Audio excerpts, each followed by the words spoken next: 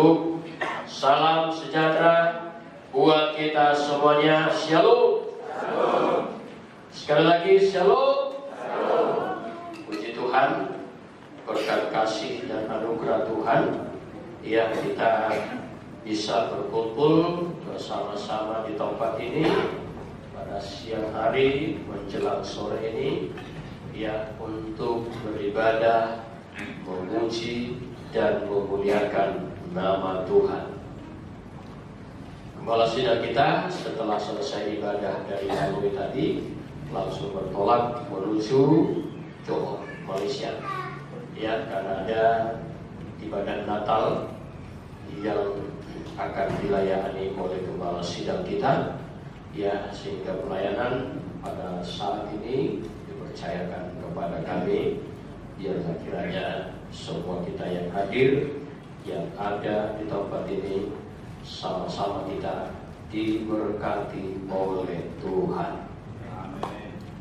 Ya, sama-sama kita menikmati hadirat Tuhan, dan kita juga berdoa supaya pelayanan para gembala sidang kita di Malaysia, khususnya di Johor, yang tetap dalam kuasa dan pengurapan Tuhan, sehingga baik hamba Tuhan yang mengundang gembala sidang kita, ya, memang hamba Tuhan itu seorang wanita, tetapi yang sangat-sangat terberkati lewat pelayanan kita, saudara-saudara. Itu sebabnya ibadah Natal umum mereka, ya, mereka mengundang para gembala sidang kita. Semua adalah anugerah Tuhan.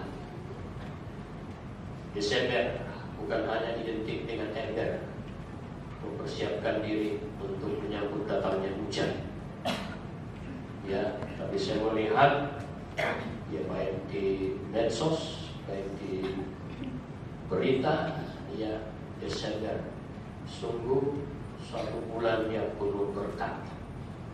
Sampai seluruh dunia saudara-saudara berusaha untuk menampilkan Natal. Bukan hanya di gereja, di mall kita bisa temui pohon Natal. Di kota-kota, ya, dengan pernik-pernik Natal, saudara-saudara. Ya, di bangsa, negara yang khususnya mayoritas Kristen, sungguh kalau secara penampilan pernak-pernik tentang Natal itu sungguh luar biasa, ya, sungguh hebat. Mereka mengeluarkan biaya untuk mengadakan seperti itu, saudara. Untuk apa? Supaya indah dilihat mata, supaya setiap orang yang melihatnya kalau bisa terkagum dengan pohon Natal yang begitu tinggi, yang begitu mewah. Tetapi saudara-saudara yang kekasih di dalam Tuhan, bagi kita, khususnya jemaat Tuhan, orang-orang percaya yang mengerti firman Tuhan, khususnya bagi kita yang tergembala dengan baik, kita boleh merayakan Natal. Tetapi Natal itu bukan hanya sekedar perayaan-perayaan begitu saja, tetapi Natal itu mengandung arti, mengandung makna yang begitu besar. Kita katakan amin. Kita lihat dalam kitab Injil Lukas, bagaimana Natal menurut yang disampaikan oleh malaikat Tuhan kepada para gembala-gembala. Ketika para gembala-gembala sedang menggembalakan kambing dombanya di padang gurun, sinar kemuliaan Tuhan menyinari. Malaikat Tuhan datang kepada mereka. Kita lihat, saudara-saudara, Natal, berita Natal dalam kitab Injil Lukas pasal 2. Yang pertama, Natal itu adalah berita kesukaan besar. Yang kedua, Natal itu adalah berbicara tentang damai sejahtera yang diberikan oleh Tuhan bagi kita. Kita baca saja mulai ayat 8. Ya, saya rindu kita baca bersama firman Tuhan ini. Ayat 8 dengan judul di sana, gembala-gembala. Tadi saya baru melayani di sebuah gereja. Teman saya, teman lama dari kampung, mengundang saya untuk melayani firman Tuhan. Lalu gembala sebenarnya dengan lantang mengatakan, pastikan hatimu, hidupmu, badanmu ada di sini. Lalu dia katakan, saat firman Tuhan disampaikan, jangan coba-coba handphonemu kau pakai untuk yang lain. Wah, lantang juga hamba Tuhan ini, saya pikir. Karena kalau badan kita di sini, kita sibuk lihat reel atau TikTok, tubuhmu di sini, hati pikiranmu sudah dicerah, sudah dibawa keluar dari sini. Saya tadi katakan kepada hamba Tuhan ini, mantap juga untuk menghormati Tuhan, katanya. Saya yakin juga cuma Tuhan yang ada di tempat ini. Bukan hanya badan kita, roh, jiwa, pikiran kita ada di sini. Jangan mau diambil, diseret oleh. Pakai handphonemu sekarang ini, tadi dikatakan, pastikan handphonemu, kalau nggak saudara bawa Alkitab, pastikan handphonemu Alkitab, supaya jangan diseret. Haleluya. Kita baca 8, 1, 2, 3. Ya, di daerah itu ada gembala-gembala yang tidak tinggal di padang, menjaga kawanan ternak mereka pada waktu malam. Tiba-tiba berdirilah seorang malaikat Tuhan di dekat mereka, dan kemuliaan Tuhan bersinar meliputi mereka, dan mereka sangat ketakutan. Ayat 10. Lalu kata malaikat itu kepada mereka, jangan takut, sebab sesungguhnya aku memberitakan kepadamu kesukaan besar untuk seluruh bangsa. Jadi yang perlu kita tahu tentang Natal, yang perlu kita tahu tentang berita kelahiran Tuhan Yesus.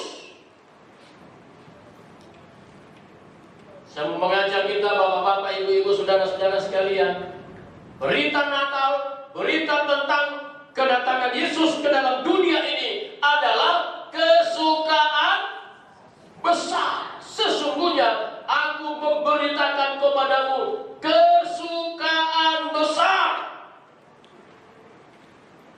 Inilah alasan mengapa dunia sampai sekarang ini selalu meliput, selalu membuat sebuah Natal itu sesuatu yang sangat mewah, begitu saudara. Salah satu kota di Indonesia yang sangat-sangat viral, Solo. Ya, di mall, di mana-mana, saudara-saudara. Salah satu kota yang tidak takut membuat suasana Natal itu mewah.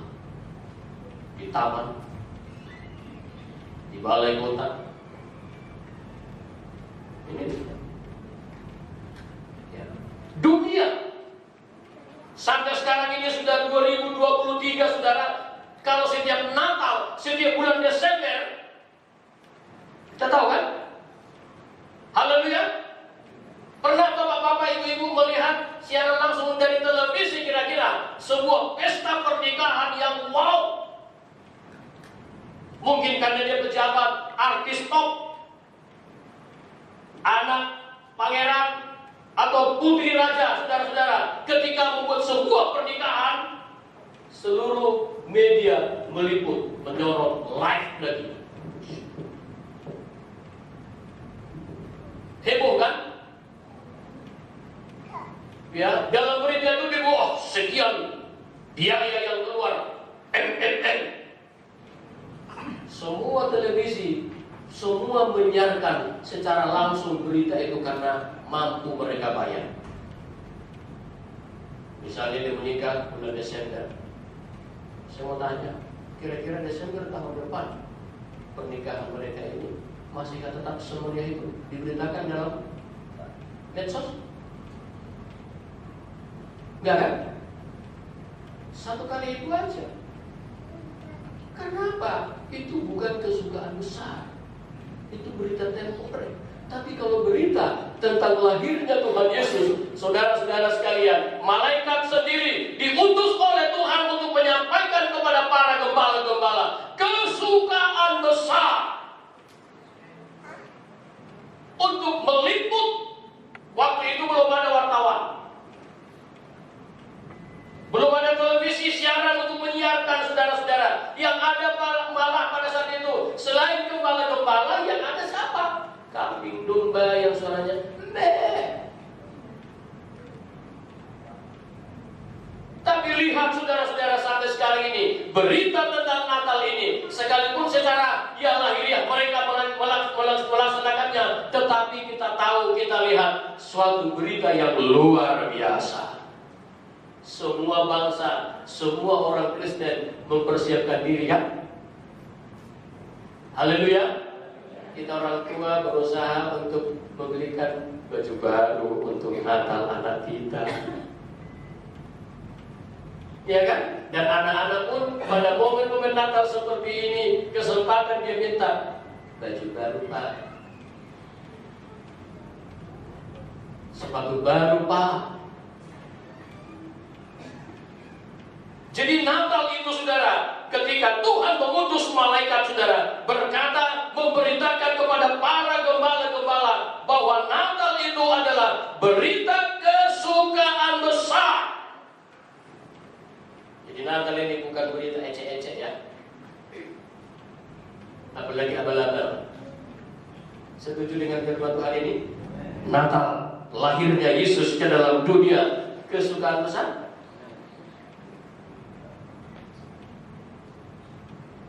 Kalau berbicara tentang Natal, sekarang kita mau yang kedua, ya.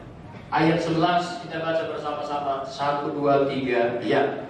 Hari ini telah lahir bagimu juru selamat, yaitu Kristus Tuhan di kota Daud. Dan inilah tandanya bagimu, kamu akan menjumpai seorang bayi dibungkus dengan lapin dan terbaring di dalam palungan. Ayat 13. Dan tiba-tiba tampaklah bersama dengan malaikat itu sejumlah besar bala tentara surga yang memuji Allah, katanya, kemuliaan bagi Allah di tempat yang maha tinggi, dan damai sejahtera di bumi di antara manusia yang berkenan kepadanya. Apa isi berita kesukaan itu? Saya lihat dalam ayat ini, saya merinding. Kalau tadi yang mengatakan jangan takut itu hanya malaikat, sekarang bukan lagi malaikat, ditambah lagi sejumlah besar bala tentara sorga. Kira-kira berapa jumlahnya itu? Sejumlah besar bala tentara. Pernah lihat tentara lewat dari depan rumah kita? Pernah lihat? Gak usahkan banyak-banyak, saudara, lari aja mereka gini. Semua orang kan pengen tahu, tentara. Apalagi kalau sempat mereka lewat dari depan rumah kita, duduk. Saya yakin saudara dari rumah pun keluar dari jendela, tentara. Sungguh luar biasa, saudara, untuk memberitakan berita Natal itu. Tidak hanya malaikat, tetapi juga dengan sejumlah besar bala tentara. Berarti berita Natal itu benar-benar berita penting. Amin. Benar-benar berita kesukaan bagi seluruh bangsa. Apa isinya? Kemuliaan bagi Allah di tempat yang maha tinggi, itu bagi Allah. Sekarang selanjutnya di sini dikatakan, dan damai sejahtera di bumi di antara manusia yang berkenan. Kalau tadi kemuliaan di tempat yang maha tinggi, sekarang di bumi. Kita semua yang ada di tempat ini sekarang, kita tinggal di bumi, kan? Iya kan? Masih di bumi, kan? Dan damai sejahtera di bumi di antara manusia yang berkenan kepadanya. Jadi isi Natal itu adalah, isi berita kesukaan besar itu adalah berisikan damai sejahtera. Makanya Natal itu bukan hanya sekedar perayaan. Semeriah apapun perayaan itu dibuat, kalau tidak ada damai sejahtera,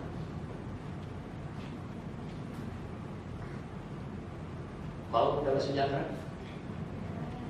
Bapak-bapak, ibu-ibu, mengapa berita damai sejahtera ini harus diberitakan di bumi? Ayat terkenal Roma pasal 14 ya, ayat 17. Kerajaan Allah bukan soal makanan dan minuman, tetapi soal apa? Kebenaran, damai sejahtera, dan sukacita.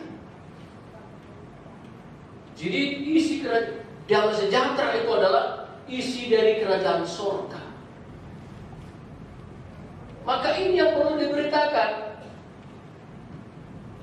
Di Natal ini berita damai sejahtera ini sangat perlu diberitakan, sangat perlu disampaikan kepada jemaat supaya saya dan saudara-saudara jemaat-jemaat Tuhan benar-benar hidup dalam damai sejahtera. Arti damai itu bukan hanya sekedar tidak ada, karena tidak ada keributan, karena tidak ada kececok, tapi arti damai sejahtera itu suatu perasaan tenang, bahagia yang menyangkut sampai kepada batiniah kita, rohani kita. Saudara, damai sejahtera itu sampai dia menyangkut sampai kepada kedalaman hati kita. Damai sejahtera itu bisa kita rasakan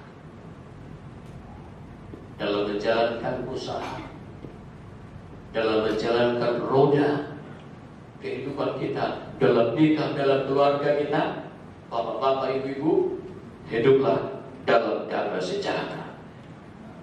Sebab kalau ada damai sejahtera, menunjukkan kita orang yang berkenan kepada Tuhan. Amin. Amin. Kalau ada damai sejahtera, berarti isi kerajaan surga itu sudah dimasukkan dalam hidup kita. Karena kerajaan surga itu tidak berbicara hanya soal makan dan minum, tapi soal damai sejahtera, kebenaran, dan sukacita yang sepenuhnya dikerjakan oleh Roh Kudus. Makanya ada lagu yang mengatakan, kalau ku cari damai, hanya ku dapat dalam Yesus. Kalau ku cari ketenangan, hanya ku dapat di dalam Yesus. Tak satu pun dapat menghiburku, tak seorang pun dapat menolongku. Hanya Yesus jawaban hidup. Jadi kalau ada damai sejahtera, berarti Yesus sudah menjawab hidupmu. Haleluya. Makanya perlu diberitakan, karena damai sejahtera itu dari surga. Itu isinya surga, saudara. Dibuat ibarat sebuah buah durian lah sekarang yang lagi musim kan. Misalnya ini durian, ya kan? Kalau nggak kita belah, sekalipun mahal kita beli, kalau kita nggak belah, mana bisa kita nikmati kan? Walaupun harum. Mana ada orang beli durian, beli langsung bikin di lemari, pokoknya kucium harumnya udah puas aku. Mungkin kan? Biasanya apalagi kalau pemusan tim kan, iya kan? Dibeli, wah, kah? Bila perlu posting lagi masukkan ke Facebook. Waktu kami ke Malaysia, lewat kami dari sebuah tempat namanya tempat makanan, durian, buah, pemusan king, semua berjejer, saudara. Sudah dibelah, sudah dibungkus. Sampai karena istri saya anti durian, saya berusaha untuk memakannya. Jangan sampai di depan dia, saudara. Saya pala-palai, saya beli yang 2 biji, 3 biji aja besar bisnya. Udah jalan mereka jauh. Jangan berikan itu dengan sabar dan lain-lain. Saya ambil berapa ringgit? Sekian cik, masih buka langsung plastiknya sih. Sampai di sana, aduh. Ya kan? Walaupun harumnya luar biasa, kalau kita tidak belah, kita tidak ambil isinya, mana mungkin bisa kita nikmati. Seperti itulah kerajaan surga. Sekalipun katanya surga itu hebat, surga itu penuh dengan ini dan segala macam, kalau tidak dibuka, tidak dimasukkan dalam hidup kita, bagaimana kita bisa menikmati suasana surga? Makanya walaupun kita di bumi, rasanya sudah seperti di surga. Di surga, kalau ada apa? Damai. Kalau kita hidup dalam kebenaran, kalau ada sukacita, aduh luar biasa memangnya, pantas malaikat Tuhan dengan bala tentara surga diutus oleh Tuhan untuk membawa isi kerajaan surga itu, untuk diberitakan kepada jemaat-jemaat di Alpha Omega Tanjung Uban ini. Karena sepanjang tahun sudah berjuang saudara-saudara. Ya, ada yang kehilangan damai sejahtera karena gak bisa pulang kampung. Bisa pulang ya. Di pemuda-pemudi mana tahu ada perantau, tak bisa pun pulang. Jangan bilang damai sejahteramu. Haleluya. Jangan nanti langsung lagi buru-buru kan. 5 tahun tak bisa pulang. Kalau saudara menangis, biarlah menangis terharu. Jangan karena hilang sukacita, jangan karena kehilangan damai sejahtera. Haleluya. Jadi mengapa malaikat Tuhan harus menyampaikan damai sejahtera di bumi? Karena damai sejahtera itu adalah isi kerajaan surga yang harus ada yang membawa damai sejahtera di bumi di antara manusia yang berkenan kepada Tuhan. Makanya Natal itu sudah tidak cukup hanya sekadar perayaan. Mari bapak-bapak, ibu-ibu, pemuda-pemudi kita semua yang hadir di tempat ini, benar-benar isi Natal, damai sejahtera itu menjadi milik kita. Haleluya. Walaupun baju tidak baju baru, anak-anak sukacita. Ada damai sejahtera. Ya, walaupun nggak sepatu baru, nggak apa-apa. Ya, ibu-ibu pun, bapak-bapak pun jangan kehilangan damai sejahtera ketika minta baju baru dan nggak langsung hilang damai sejahteranya, saudara-saudara. Apa kau? Dasar anak tak tahu diri. Jangan ditendang pula. Saya nggak tahu. Coba kalau seperti ini, sekalipun tidak ada, kita akan bisa kasih ketenangan sama anak-anak. Sabar ya, kalau ada berkat kita beli. Oke, tos bila perlu, suruh tos, cas, tos. Walaupun di sini menyayang, oh Tuhan. Ya. Jadi kita dalam nikah, dalam keluarga pun gampang menilai istri kita, suami kita, mulu malu, damai sejahtera. Wanti-wantilah, hati-hatilah. Mengapa damai sejahtera itu perlu diberitakan? Kita lihat dalam kitab Roma pasal 10. Pasal 16 ya. Kita baca bersama-sama.